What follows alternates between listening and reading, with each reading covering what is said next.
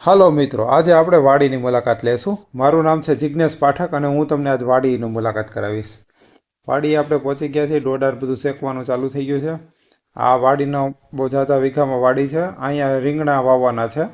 રીંગણાની કલમ હું લાવીને રીંગણા વાવશું અહીંયા ને પછી આપણે આગળ વધશું તો જોશું તો અહીંયા જામફળ એ વાવેલું છે।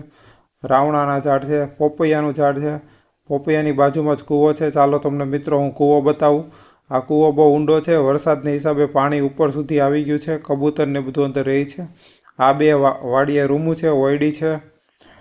ઘણા બધા કૂતરા પણ અહીંયા સૂતા હોય છે। આ પિંજરું હોય છે, રાત્રે આમાં સૂઈ જવાનું જેથી કરી વાઘની કંઈ ચિંતા નહીં। ચા પાણી પીધા પછી વાતુની જમાવટ કરી, આનંદ લીધો વાડીનો।